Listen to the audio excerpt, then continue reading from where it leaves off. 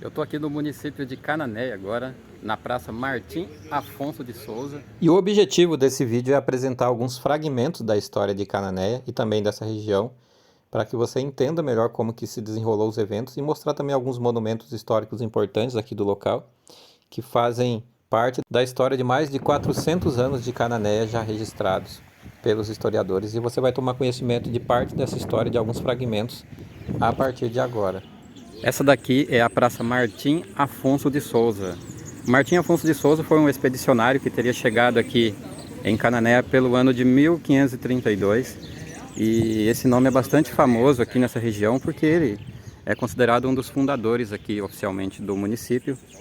Esses canhões que estão posicionados aqui de frente para o mar, não à toa, é porque naquela época havia muitos conflitos entre espanhóis, franceses e portugueses, que estavam ainda, essas terras aqui não estavam totalmente demarcadas e não era domínio português na época. Então por isso que muitos conflitos aconteciam nessa região em razão aí de interesse territorial, por pedras preciosas e outros bens que naquela época eram disputados aí pelos europeus. Inclusive daqui a pouco eu vou falar para você a respeito da Guerra de Iguape, que foi, segundo relatos históricos, o primeiro evento, o primeiro conflito entre europeus que ocorreu aqui na América do Sul. E eu vou trazer mais detalhes para vocês no decorrer aqui do vídeo. Mas esses canhões que você está vendo aqui, eles foram realmente utilizados para proteger aqui a Cananéia de invasores. Então as pessoas que tinham domínio aqui da ilha, eles precisavam se defender. Inclusive, a igreja São João Batista, que eu já vou falar um pouquinho da história dela para você, tem também uma outra curiosidade bastante interessante. Na verdade, eu já vou contar esses detalhes para você, mas aproveitando ainda aqui, eu quero mostrar um pouquinho a respeito da cara da cidade. E aí, se você quiser saber um pouco mais sobre as curiosidades da cidade, eu vou deixar aqui no final desse vídeo e na descrição um vídeo ilustrando um pouco mais sobre a cidade, porque vale muito a pena conhecer. Cananéia já teve 3 nomes relatados aqui nos seus fatos históricos. O primeiro deles foi Barra do Rio Cananor. Esse foi o primeiro nome que foi dado pelos portugueses que teriam chegado aqui em 1502.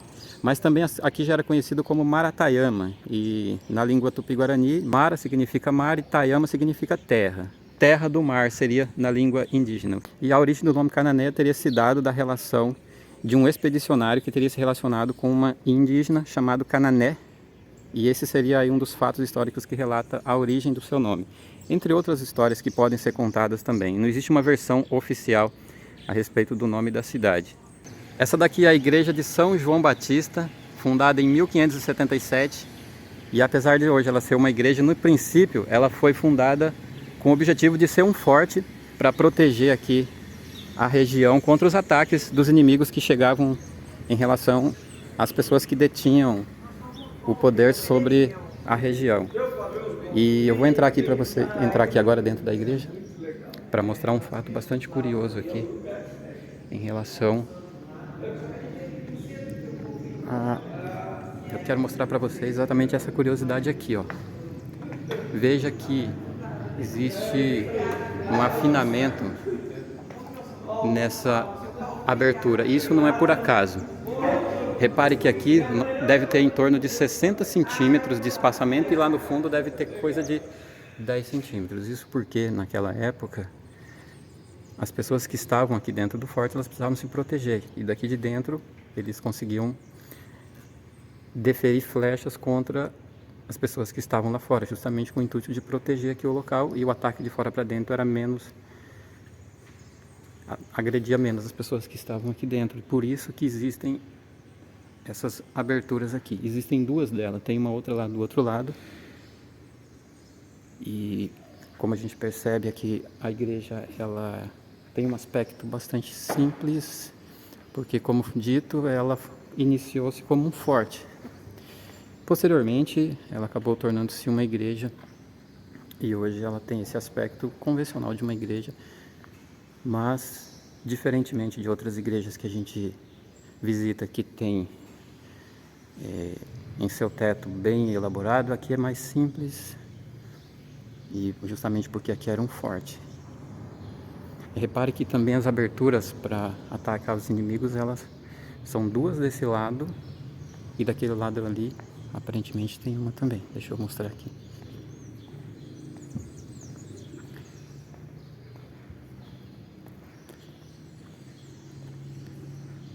existe uma abertura aqui também. Que também os inimigos que viessem desse lado poderiam ser desferidas flechas aqui para proteger o local dos invasores que adentravam nesse local. Outra curiosidade interessante dessa porta que tem aqui nas igrejas, é curioso. Mas por que haviam essas portas? Porque os escravizados, eles não podiam assistir à missa. Então por isso que quando você vê uma porta dessa numa igreja, é porque os escravizados, eles não podiam entrar dentro das igrejas. E por isso que, como eles não tinham acesso às informações, na época tinha a questão da indulgência e outras coisas, a igreja era um privilégio para homens brancos, por isso que havia essas portas, para não permitir que os escravizados vissem o que estava acontecendo aqui dentro, pura e simplesmente por isso.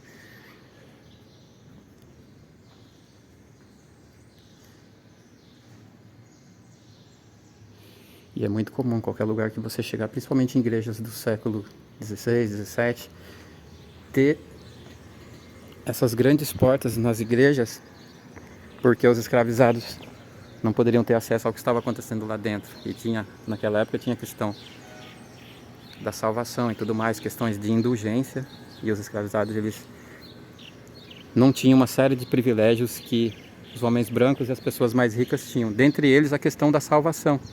Porque, como nós sabemos, os homens negros, as mulheres negras, escravizados, eles eram consideradas pessoas sem alma. Então eles só entravam dentro da igreja quando não estava tendo evento e quando eles tinham que fazer a manutenção, a limpeza do local. Por isso que é muito comum nessas igrejas mais antigas, igrejas do Brasil colonial, você ter essa porta ser colocada justamente com esse objetivo. Então, como eu tinha falado para você anteriormente, a Guerra de Iguape foi um dos primeiros eventos que aconteceram aqui na América do Sul entre europeus. Claro que aqui já haviam muitas disputas de terra entre os próprios indígenas, mas entre os europeus esse foi um dos eventos que aconteceram.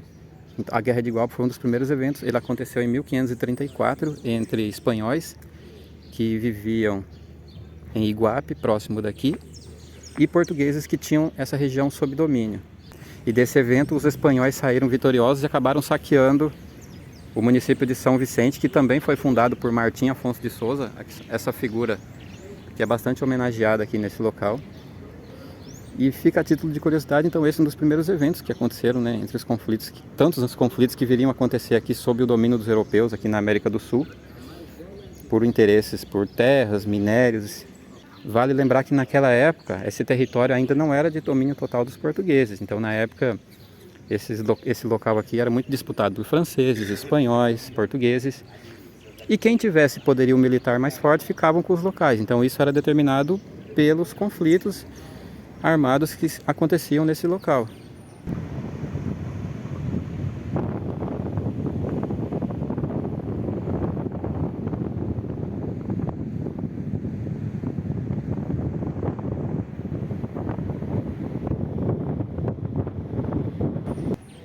Esse canhão aqui, para você ter uma dimensão do tamanho dele, deve ter em torno de uns 2,5 metros a quase 3 metros. Então são dois canhões que estão apontados no sentido do mar, justamente que era onde aportavam os invasores que viriam aqui ser combatidos pelos colonizadores que estavam dominando aqui essa região.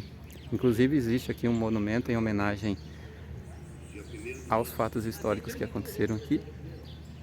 Aqui existe essa referência aos exploradores portugueses, sob o domínio da coroa portuguesa. E aqui uma referência aos indígenas que dominavam esse local muito antes da chegada dos portugueses nesse local. Portugueses, espanhóis, franceses, né? Os colonizadores que viriam chegar aqui a partir dos anos de 1500, quando começam os primeiros relatos históricos do homem considerado branco nesse local.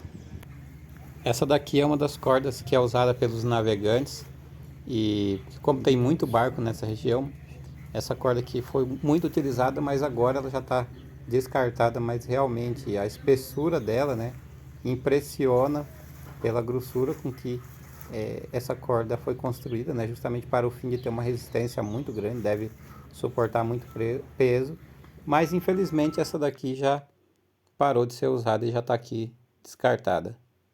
E aqui um pouco do visual ali do local onde é que sai a balsa de Ilha Comprida sentido Cananéia.